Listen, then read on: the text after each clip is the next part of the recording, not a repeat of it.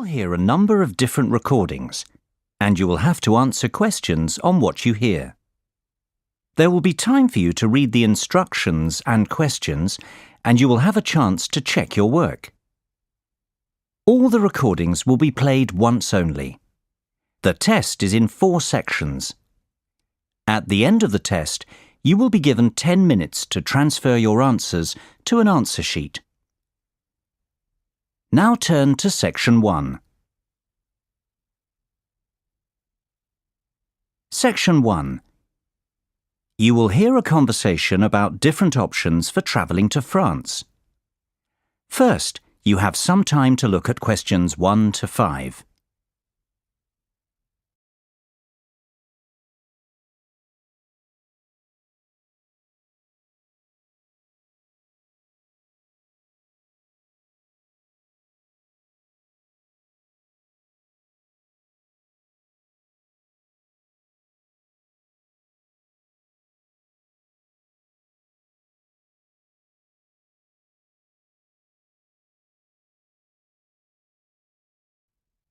You will see that there is an example that has been done for you. On this occasion only, the conversation relating to this will be played first. Good morning. Hi, How can I help you? I'm looking for information about travelling to France. I'm studying in Nice next year and need to go there in September. I'm thinking of driving, so I guess it's either through the Channel or by ferry. I think the ferry's a lot slower, isn't it? Indeed it is. It takes around 9 hours from London to Paris, including the overland bits. And usually it's more expensive too, unless you book well ahead of time.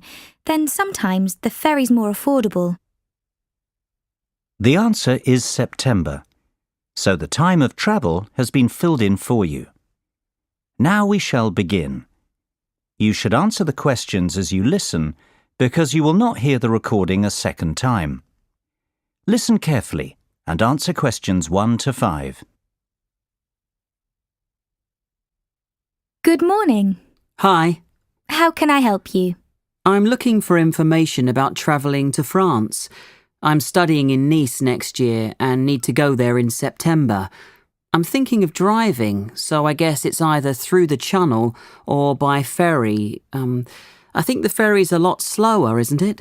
Indeed it is. It takes around 9 hours from London to Paris, including the overland bits. And usually it's more expensive too, unless you book well ahead of time. Then sometimes the ferry's more affordable. How much does it cost? Well, when you take the train and the ferry now, you must buy your tickets separately. Actually, I'd prefer to take the Channel. How much does that cost? That depends on your travel date and availability of tickets, but you can expect to pay about £50 each way for the car, in addition to your passenger fares. It's not cheap. No. Will you be using your car a lot while you're in France? Not really. But I'll have a lot of luggage, so it seems like the easiest way. Besides, I hate flying. Driving is never the easiest way to get from the UK to France, I'm afraid. And of course, your steering wheel will be on the wrong side when you get there. If you're not going to need your car when you arrive, may I suggest leaving it at home and travelling by train? It's much faster, more affordable, and you can take as much luggage as you need. There aren't limits. Oh, I didn't know that about the luggage. That's good. It would certainly be more relaxing, I suppose. OK, tell me about the train. It's definitely the most popular option these days. Eurostar has now captured over 70% of the London to Paris market from the airlines. And maybe this has something to do with the fact that 92.4% of Eurostar trains run on time, against just 65% of flights on the same routes. From central London to central Paris, Eurostar is faster than flying as well. And the Eurostar is what exactly? A train company? Oh, sorry. The Eurostar is the high-speed passenger train that runs from London to Paris via the Channel Tunnel. Eurostar can reach 186 miles per hour, and the journey takes just 2 hours 15 minutes. Before you hear the rest of the conversation, you have some time to look at questions 6 to 10.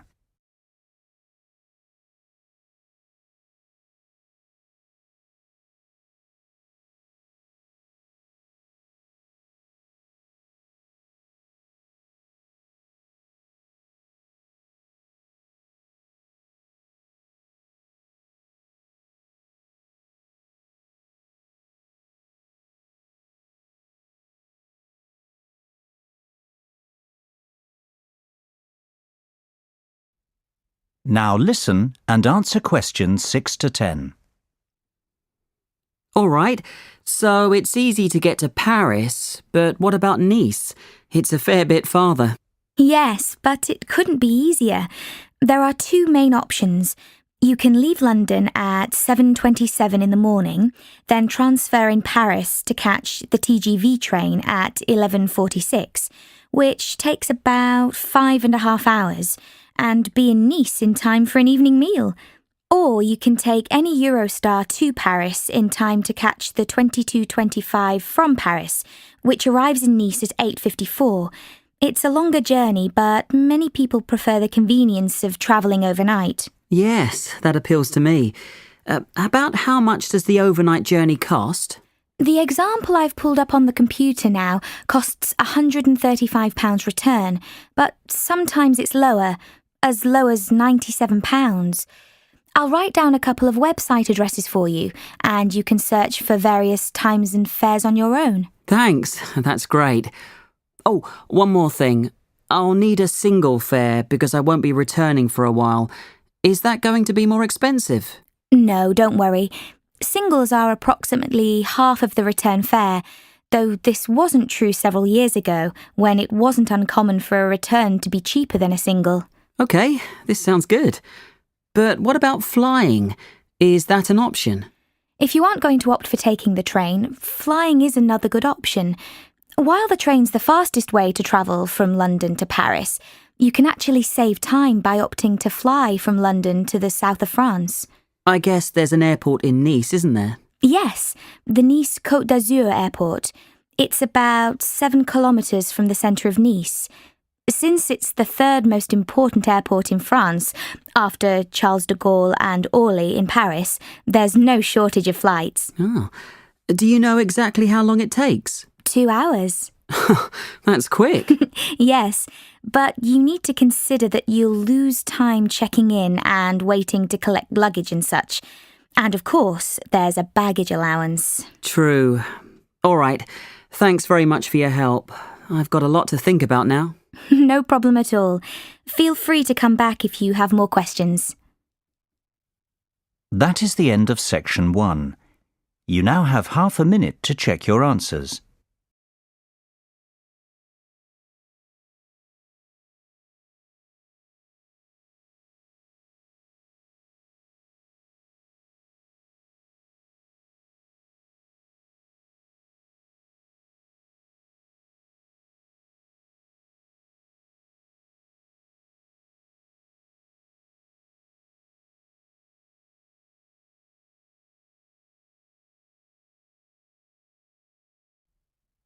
Now turn to section 2.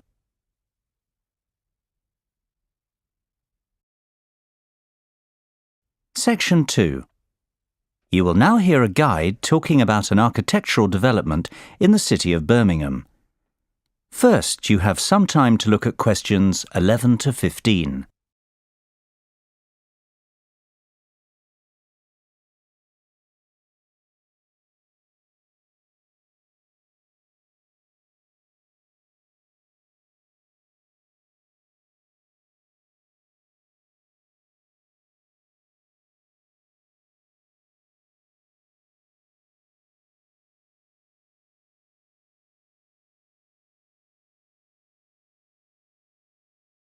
Now listen carefully and answer questions 11 to 15. Good morning, ladies and gentlemen. Thanks for joining me on our monthly excursion to visit new architectural and city planning developments in our city of Birmingham. Today, as you can see, we're here at the development site of The Cube, and its construction is well underway. Indeed, the year ahead will be an exciting year for Birmingham Development Company and its construction arm, Buildability, as the construction of the Cube, the most spectacular building in Birmingham, continues at speed. This new building, valued at over £100 million, has been designed by the internationally renowned architects Make. Their design team, led by Ken Shuttleworth, has created a 17-storey cube aimed at providing a spectacular contrast to the increasing number of towers appearing on the Birmingham cityscape. The complex 142-week building programme that will transform the Birmingham skyline upon its completion is currently over halfway through its development. The building will continue to rise over the coming year, with each floor taking 2 to 3 weeks to complete. As you can see to your right, the first shipment of the special gold anodized cladding that will adorn the cube has now arrived on site, and from February, the glistening golden exterior will begin to be installed, bringing the unique building to life. Late summer will see the topping out of the concrete frame of the cube structure, with the intricate metallic fretwork screen beginning to take shape in the early autumn.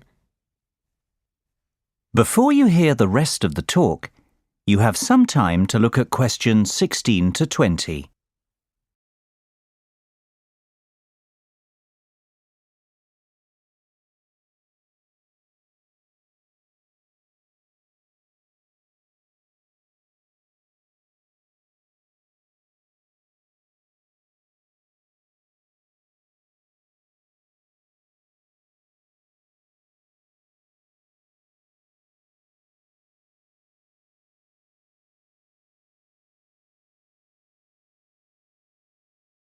Now listen and answer questions 16 to 20. What has been accomplished to date in the city's regeneration has been nothing short of amazing.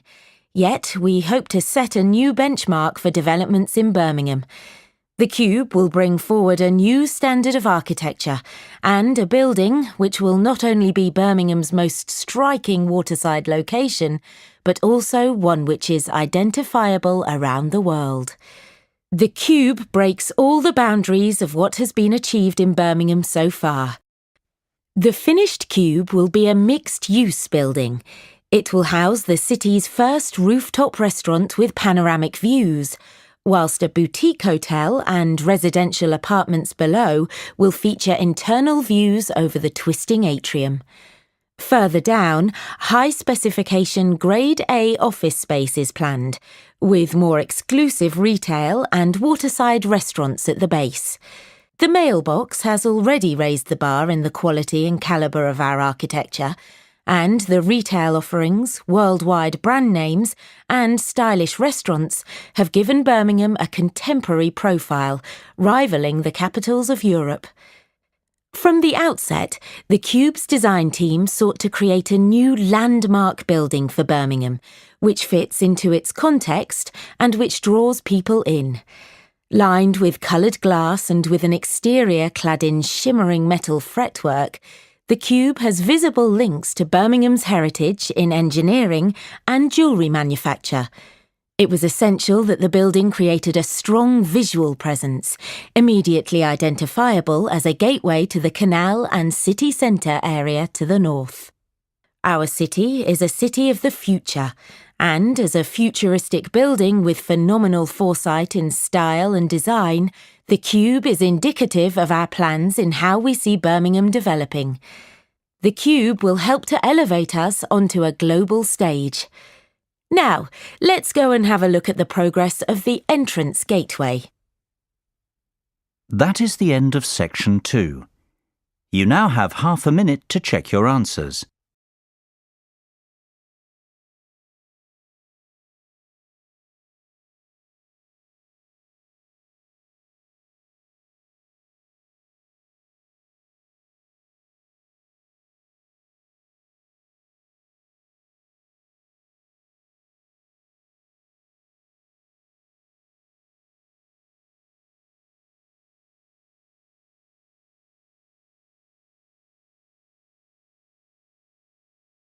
Now turn to Section 3. Section 3. You will hear a conversation between 4 students, Lynn, Thomas, Sophie and David. They are talking about one of their tutors, Marlena. First, you have some time to look at questions 21 to 25.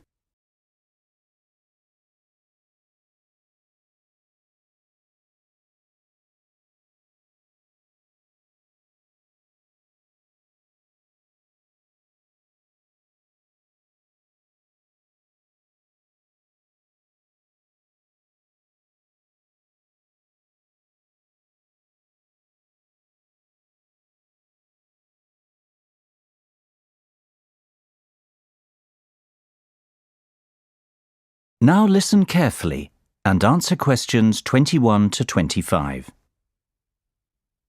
Thomas, let's not go to the lab. Let's just stay here in the student lounge and drink tea and review the chapter. You know we can't do that. We've a responsibility to turn up and make sure our tutor has understood the week's lectures. If we don't go, no one will ever even realise she's got the theories all muddled up. Oh, really? Sophie, it's awful. Marlena just opens her mouth and I'm confused. Really, Marlena's our tutor. Yeah, I gathered that. You lot have got no manners. I was in the middle of saying something. She'll say things that make no sense whatsoever, and I'm thinking I've misunderstood something, and I'm looking around the room and everyone has these looks on their faces of... disbelief and merriment. Maybe you do, Thomas, but we're not all geniuses. Really, I'll be so worried that I've got it all wrong. Then people start asking questions and by, we figure out that she's mixed something up. That's too bad. It's not a good situation at all. But surely you're exaggerating a bit, Lynn. No, it's awful. I don't know how she got through her undergraduate studies, much less got accepted as a postgrad here. You'd think our professor would have some idea about her abilities. Before you hear the rest of the conversation, you have some time to look at questions 26 to 30.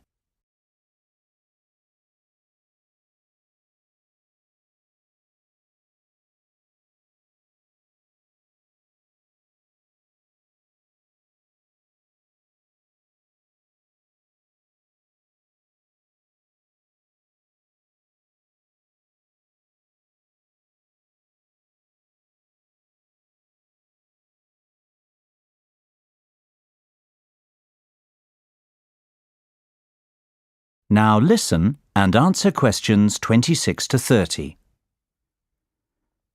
Marlena's an unusual name. Is she English? She's Spanish, David. She's got a really strong accent.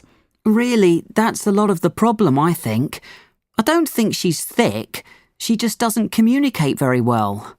I'm not sure she understands us completely, especially when someone's joking around.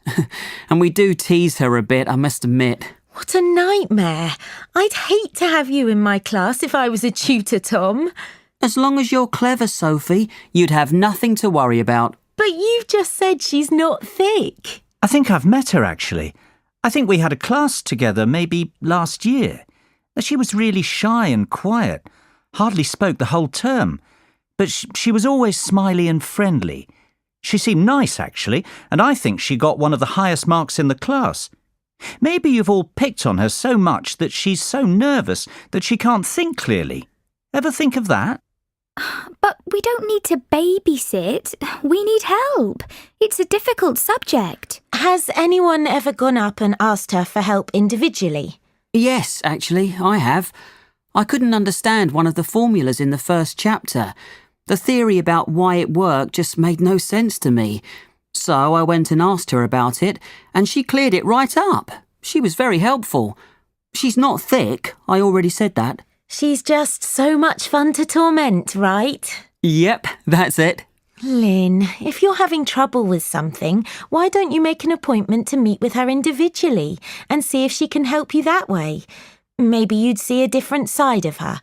I reckon she just hates getting up in front of the class, and I can hardly blame her.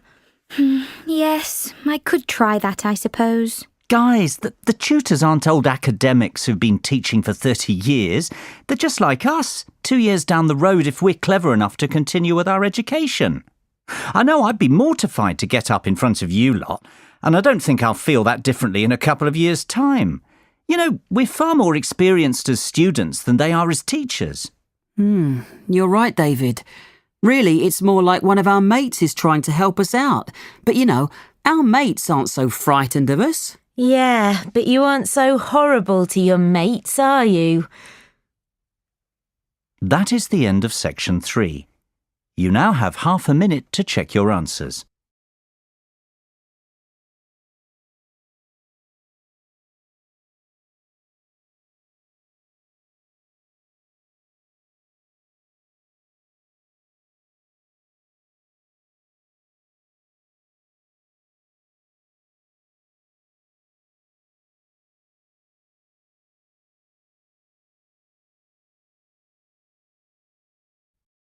Now turn to section 4. Section 4. You will hear a lecture on the illness tuberculosis. First, you have some time to look at questions 31 to 40.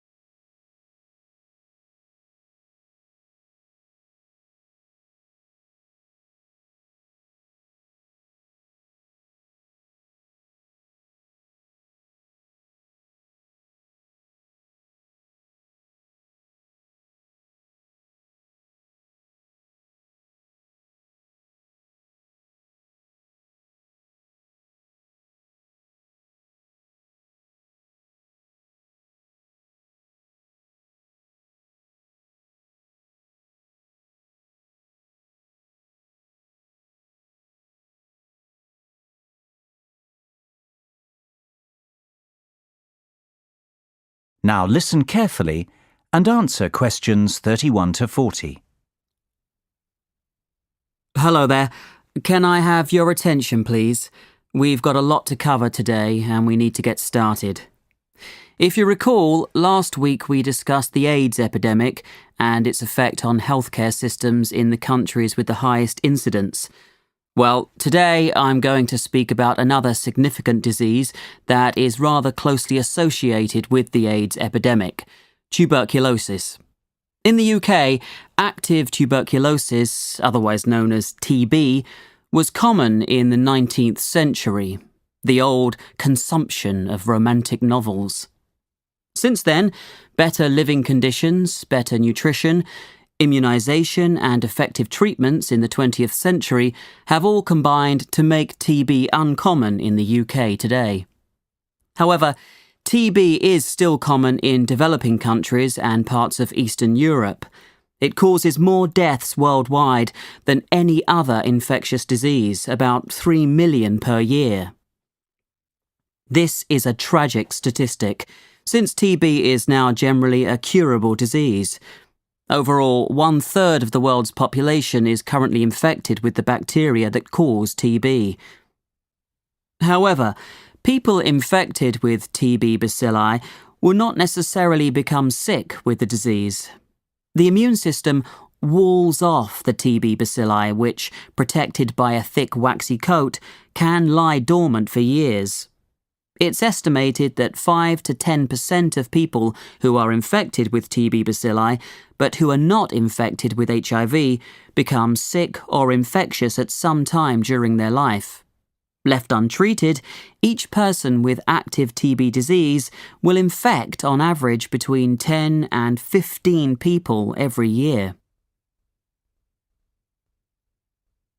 There are certain risk factors that make certain people more likely to become ill with TB. When people's immune systems are weakened, their chances of becoming sick are greater, for example, due to HIV infection, immune-suppressing treatment, or alcohol or drug addiction. Age is also a factor, with babies, young children, and the elderly being most susceptible. In addition, poor nutrition and lack of vitamin D are linked to TB.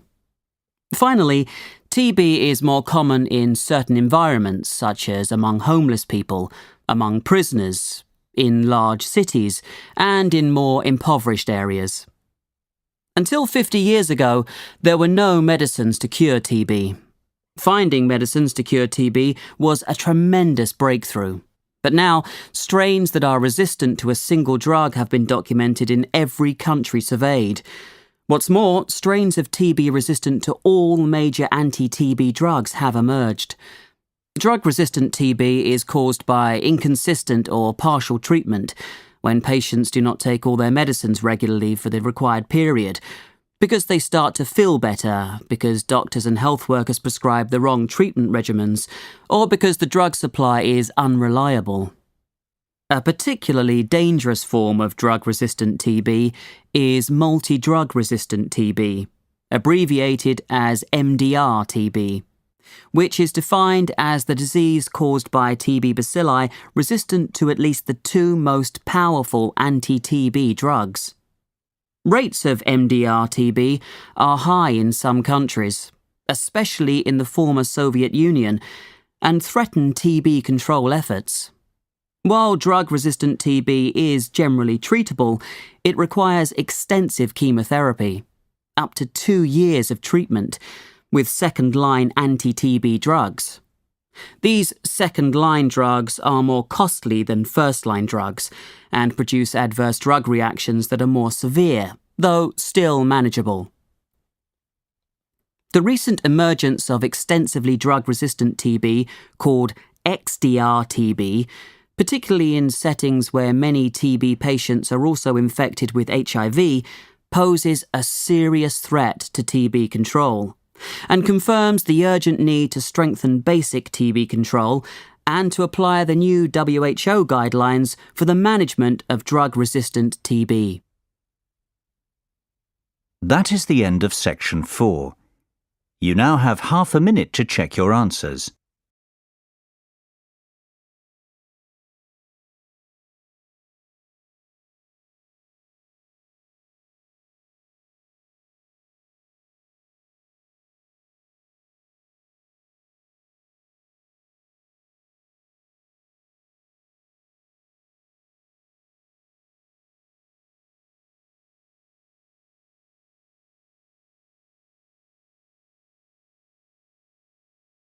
That is the end of the listening test. In the IELTS test, you would now have 10 minutes to transfer your answers to the listening answer sheet.